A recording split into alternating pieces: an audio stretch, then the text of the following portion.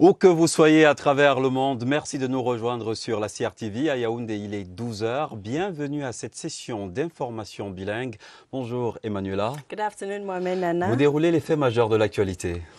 The Intermediate Lions of Cameroon clash with the Leopards of the Democratic Republic of Congo tomorrow at 8 p.m. at the Japoma Stadium in Douala for the second quarterfinal match of the CHAN 2020.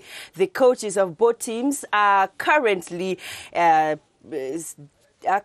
presenting the state of preparedness of the teams in a pre-match press conference in Douala, and our reporters posted out there shall be joining us at the beginning of this newscast with the latest information.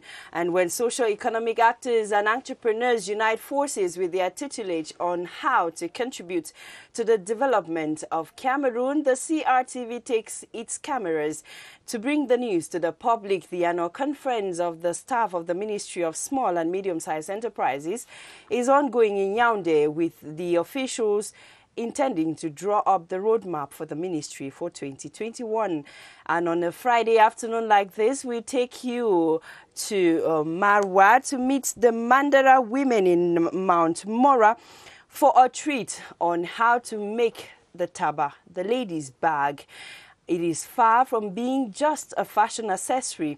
The taba is a prized tradition, and a Mandara lady knows she is nothing without her taba. Beatrice Losamba shall be taking us to Mount Mora at the close of this newscast. And those are our latest stories.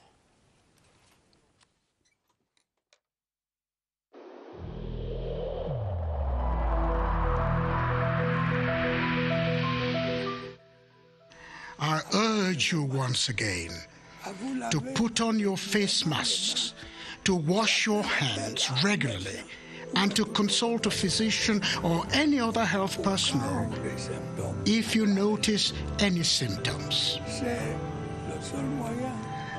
This is the only way to save lives and to curb the spread of the virus.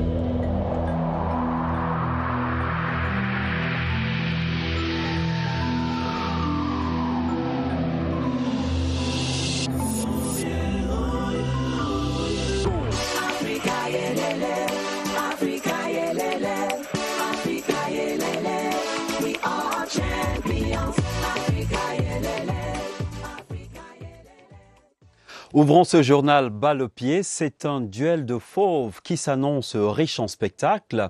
Lion A' du Cameroun face au Léopard de la RDC. Grosse affiche des quarts de finale du CHAN.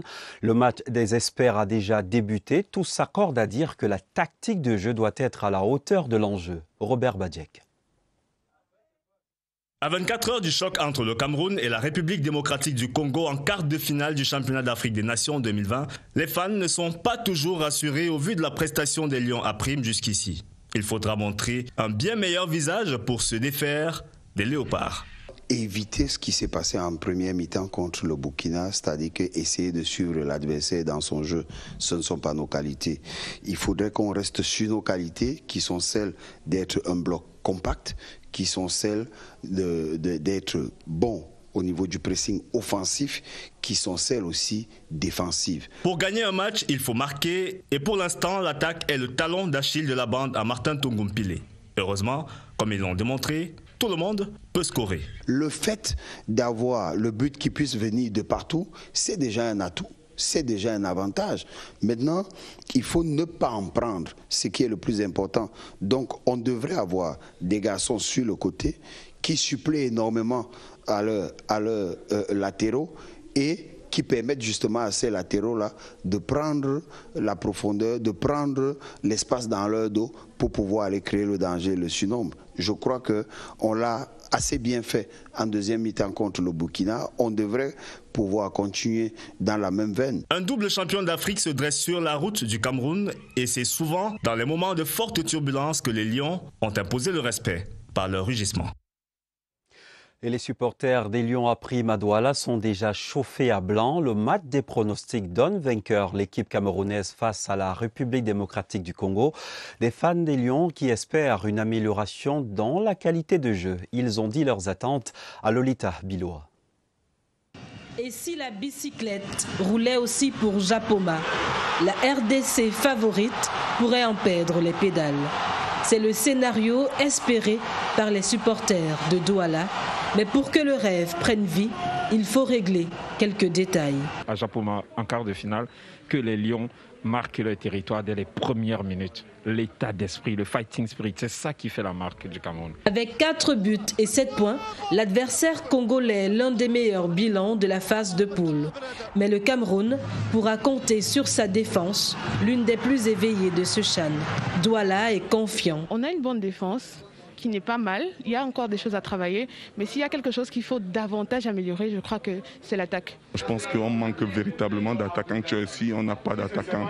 On ne pourra pas remporter cette compétition. On a un milieu de terrain aussi qui est pas très solide, mais on s'en sort si on avait un attaquant, un tueur qui pouvait faire la différence. Pour jouer un quart de finale face au tout premier vainqueur du CHAN en 2009, puis en 2016, les Lions sont tapis dans l'ombre à Douala et attendent d'asséner un coup à l'adversaire. On leur a demandé de mettre tout ce qu'ils savent faire dans le football, toutes les connaissances au profit du Cameroun pour remporter le match. Rugissement des félins ce samedi à Japoma, qui du lion et du léopard se fera entendre. And like you all know, Cameroon's Intermediate Lions take on the Leopards of the Democratic Republic of Congo tomorrow in the second quarter-final game. The encounter is scheduled for 8 p.m. at the Japoma Stadium in Douala. A win for either side will enable the squad progress to the semi-final stage of the CHAN. But how does Team Cameroon count on winning the DR Congo? Romeo Nkenyi spoke to some football experts and put together this report.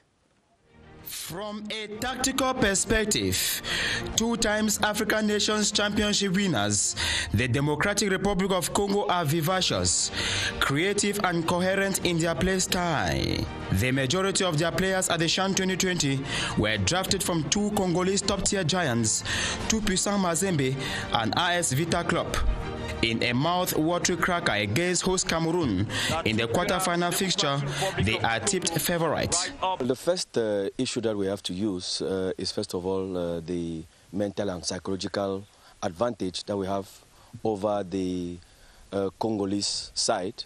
We've beaten them in the group stages in 2011, 2-0. At that time, we had Emmanuel Numemboso at the helm. We've beaten them again in a crucial match in the group stages, 2016. Easily breaking through the Congolese human defense wall at the Japoma Stadium this Saturday, the Intermediate Lions will certainly need tact and style. If we can start building from the back, it means somehow we know that we have people going fast on the wings. Then it's going to help us. If you have 3 people in the box, we are increasing chances, for us to get the ball there and to score. We need the same determination that we played against Burkina Faso to be able to overcome this DR Congo side. The quarter-final clash pitting the Leopards of the Democratic Republic of Congo against Cameroon's Intermediate Lions is slated for 8 p.m.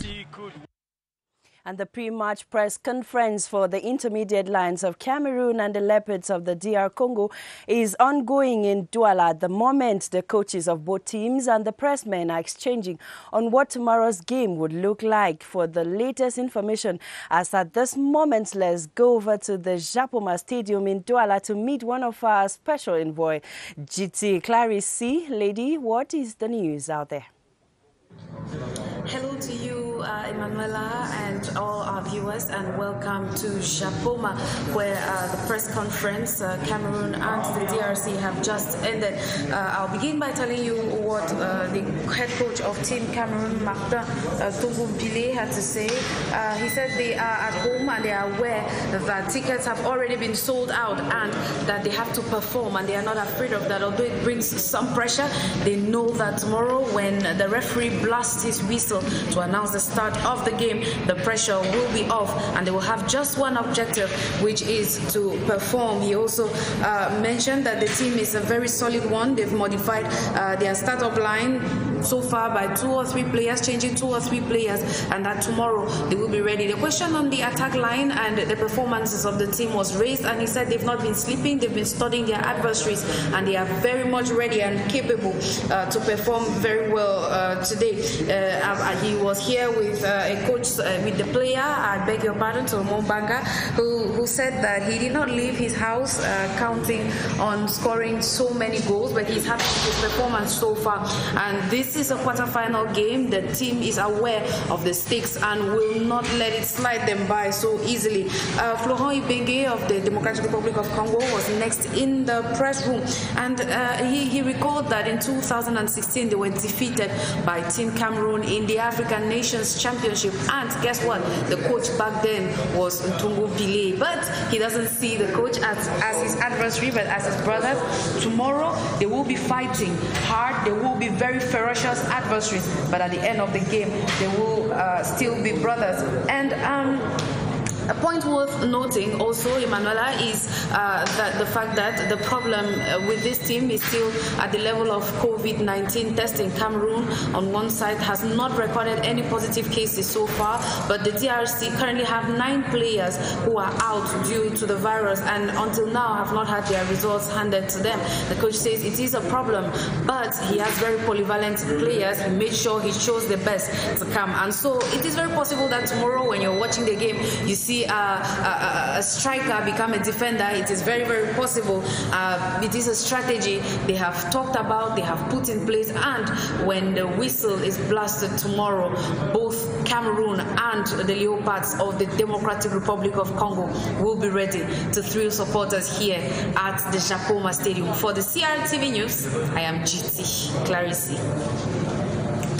Ngaoundéré dans l'Adamawa se mobilise pour faire équipe avec les Lions à Prime. La rencontre de demain est sur toutes les lèvres.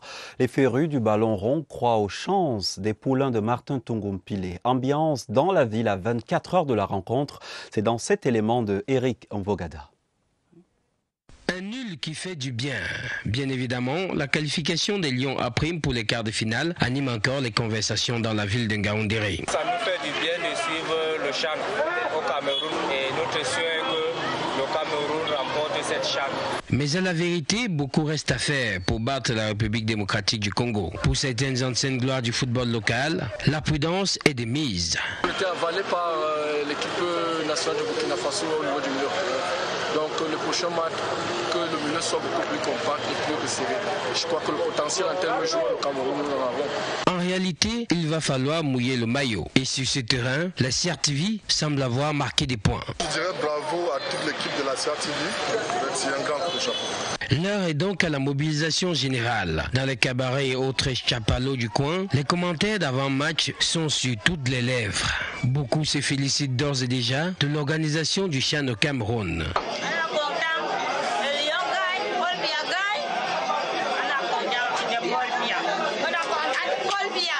Voilà qui est dit. Ici, on n'attend plus que la victoire du Cameroun ce samedi soir.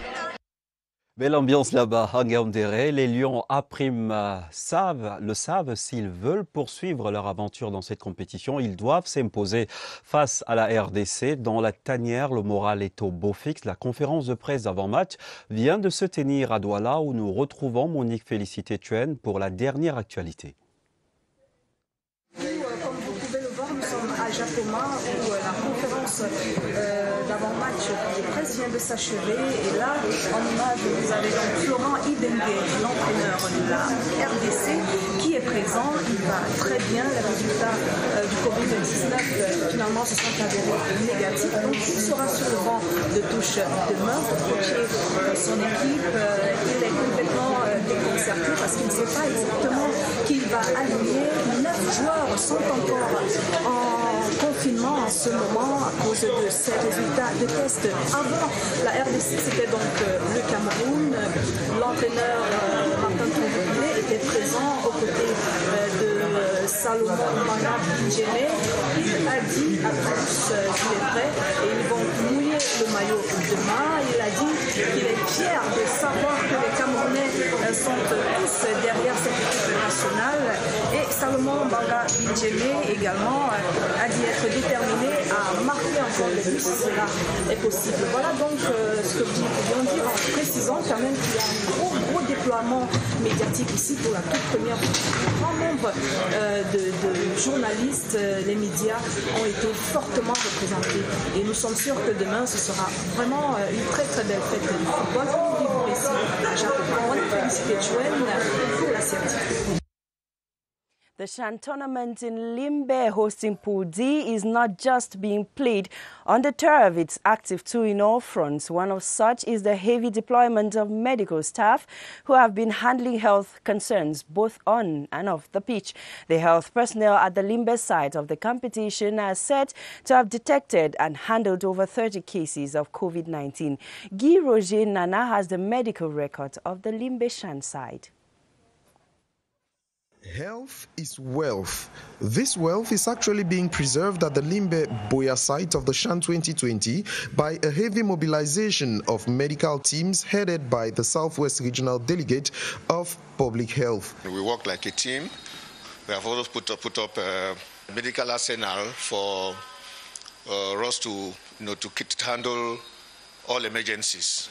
Ever since the beginning of the first round of the competition, a wide range of health-related casualties have been handled by the medical teams on board. We had our first casualty was the Zambian goalkeeper on the second day of play. During the match, there was some first aid treatment that was given to him, and immediately after he was transported in the medicalized ambulance to the regional hospital. One of the cab drivers, after food poisoning and profuse vomiting, so the blood pressure dropped and he collapsed on the stands, and we picked him and brought him here into this infirmary where he was taken good care of. COVID-19 being a major health preoccupation the world at large, the medical teams on the site have been keen on sorting out cases in a bid to preserve a safe Chan site. As at now, we have tested 1,625 persons with 30 testing positive, and all these cases have been isolated depending on the level of severity and wash. That is water, sanitation and hygiene, which entails the systematic disinfection of the dressing rooms, reserve benches, all the balls. In between two matches, we disinfect the entire stadium. As at now, all health-related issues registered on the site of the Chan 2020 have been handled without any major complication. We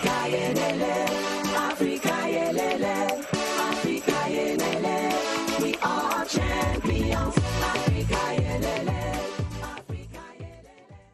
In other news now, the General Assembly of the Cameroon Association of Entrepreneurs is ongoing in Yaoundé at the moment with the objective to make an evaluation of the achievements of the 5-year-old organization and present the national program for the years ahead. The association, created in 2015, is out to locate, assist and encourage young entrepreneurs in the suburbs financially and bring their talents to the limelight. The meeting is taking place under the watchful eyes of the president of that association, Steve Chuanga. And on to other news, officials of the Central and Decentralized Services of the Ministry of Small and Medium-Sized Enterprises, Social Economy and Handicraft are at the moment holding their annual conference in Yaoundé to draw up the roadmap for the ministry for 2021. Holding through video conferences, the forum is chaired by the Minister Achille Basiliquin III and is examining how to mobilize small and medium-sized enterprises, social economy actors and craftspeople towards structural transformation of the economy. The session will end up in the drawing of the 2021 roadmap of that ministry. Mohamed? Et dans la suite du 12h également, dans l'actualité, les membres de l'Association des entrepreneurs du Cameroun sont réunis en ce moment en Assemblée générale. Les travaux qui s'étalent sur 2 jours sont axés sur l'évaluation des activités de l'année écoulée, également au menu le plan d'action de 2021 et l'adoption du budget. De son côté, le ministère des petites et moyennes entreprises, de l'économie sociale et de l'artisanat évalue son action et se projette dans l'avenir. La conférence annuelle des services centraux et déconcentrés de ce département ministériel se tient depuis ce matin à Yaoundé. Les travaux qui sont présidés par le ministre Achille Basiliquin III, sous le thème « Comment mobiliser les PME, les acteurs de l'économie sociale et artisans pour catalyser la transformation structurelle de notre économie ». Covid-19 oblige, les responsables des services déconcentrés prennent part aux échanges par visioconférence. Dans le 12 heures, les belles pages de l'éducation, des manuels scolaires et des guides pédagogiques pour certains établissements publics au Cameroun. Le paquetage a été réceptionné par le ministre de l'Éducation de base, Laurent-Serge Etundingwa, a par la suite procédé à Fanoyo, localité périphérique de Yaoundé, à la pose de la première pierre de l'école témoin, laboratoire du nouveau système éducatif du Cameroun. Marlise Enouambarka. Les élèves de l'école publique d'Afanoyo 2 dans l'arrondissement de Yaoundé 3e ainsi que toutes les populations et forces vives de cette localité sont en liesse. La petite école construite en matériaux provisoires aujourd'hui se transformera dans les tout prochains jours en un véritable complexe scolaire, cadeau du chef de l'État. Nos enfants vont maintenant parler la langue française et la langue anglaise. L'édifice comprend entre autres des salles de classe modernes, des salles d'informatique, un gymnase, une case de passage pour enseignants et une résidence pour le directeur d'école, le tout estimé à plus de 500 millions de francs CFA.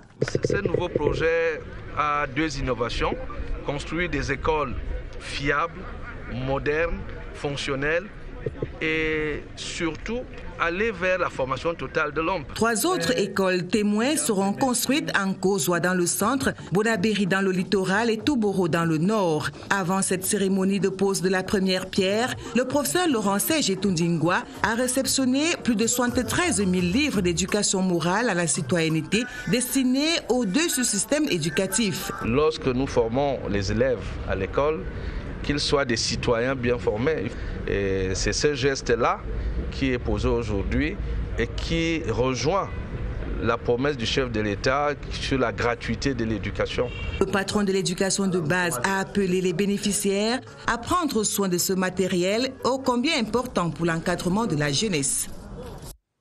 Like you must have seen on the images there, classes 1 and 2 pupils and their peers of the French subsystem in Afanoyo have received the necessary items to fight against COVID-19 and other school didactic material. The offer from the Ministry of Basic Education comes at a time COVID-19 prevalence rate in the country is rising. After the donation exercise, the Secretary of State in the Ministry of Basic Education, Asheri Kilo, spoke to our reporter Alice Mbe. Take a listen.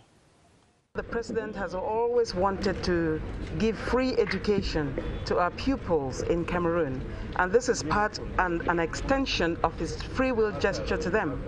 He has provided 73,000 books to our primary school kids, and these books are on ethics, morals, and civic education.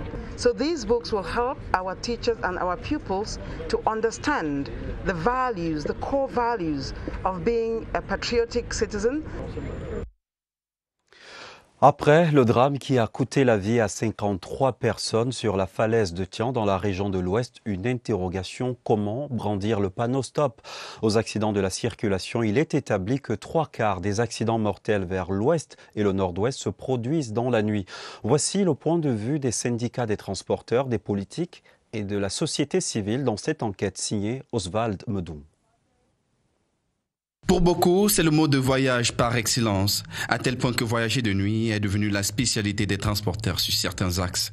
Mais à l'évidence, c'est le plus risqué de tous. La tragédie du col de Tian, mercredi dernier, en est la parfaite illustration. Face à ce second drame en un mois, l'urgence de réguler ce mode de transport refait surface. Si à chaque un mois, on doit se retrouver à 54, 55, voire même 70, en un an, on va se retrouver à plus d'un millier. Ce n'est pas ce que nous attendons des autorités. On ne peut pas dire visite technique. Quand on dit un camion a perdu le frein, il a fait comment pour avoir la visite technique? Les routes ne sont véritablement pas marquées. Les voies doivent être illuminées. S'ils reconnaissent que les responsabilités sont du reste partagées, le doigt accusateur des syndicalistes a sa cible principale. Muette pour l'instant, bien que sollicitée dans le cadre de ce reportage, la réaction de la tutelle face à la nécessaire régulation des voyages de nuit reste très attendue. Mais sortir de cette ornière, c'est aussi sanctionner, avec plus d'énergie encore. Dire interdit, je pense que ce n'est pas possible. Il faut renforcer les contrôles. Les contrôles doivent être stricts, les contrôles doivent être fermes pour que les chauffeurs, les véhicules qui ne sont pas en mesure d'emprunter les voies soient, n'est-ce pas, mis de côté pour préserver les vies de nos concitoyens. La prévention routière devait prendre ses responsabilités en main. Les permis à point, on peut déjà les utiliser au Cameroun. Ça devait permettre qu'un chauffeur qui chevauche ou qui commet une lourde faute, qui soit sanctionné, soit on réduit les points, soit ça va aller jusqu'à la suppression du permis de conduire. Et c'est pas cher payé pour mise en danger de la vie d'autrui, conduisant très souvent au pire.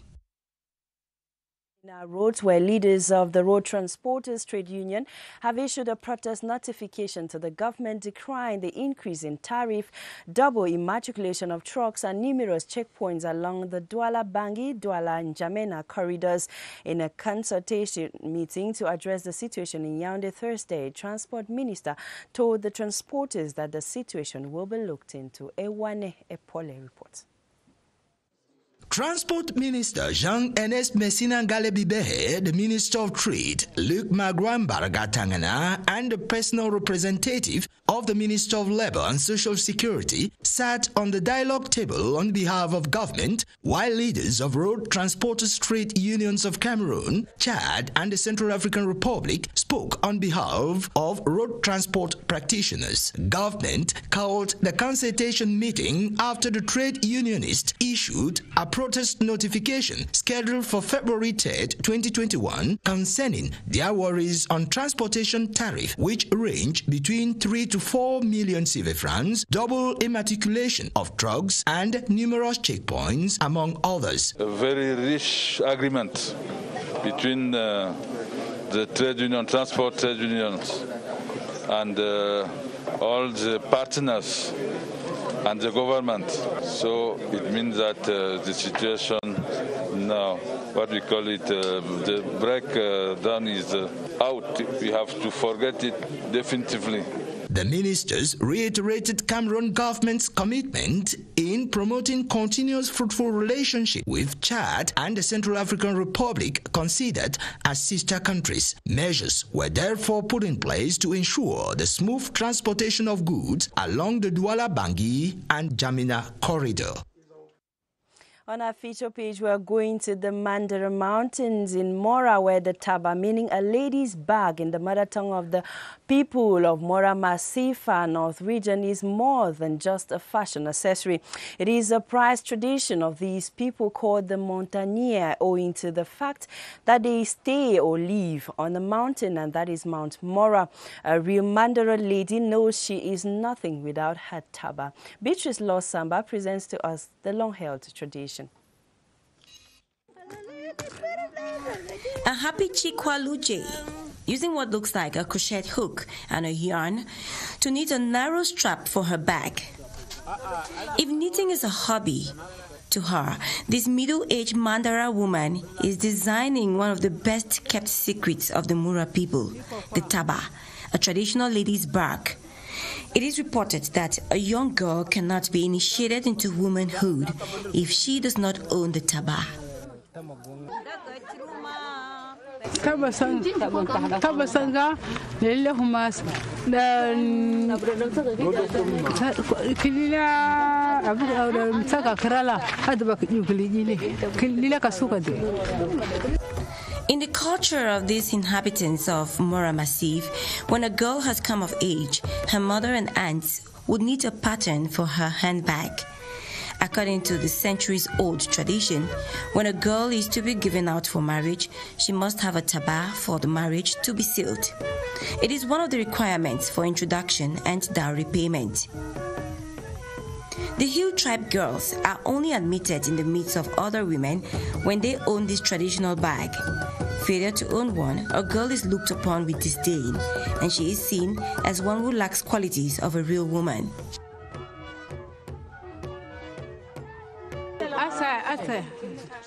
The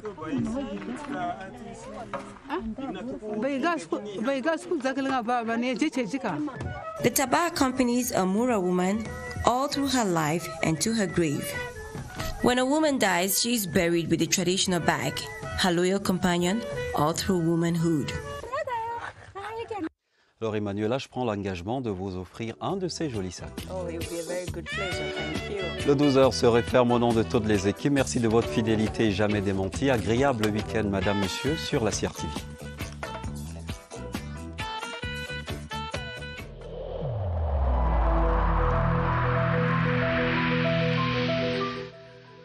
Malgré nos efforts, despite our efforts, COVID-19 plunged many families into mourning and seriously hampered the functioning of our economy and society.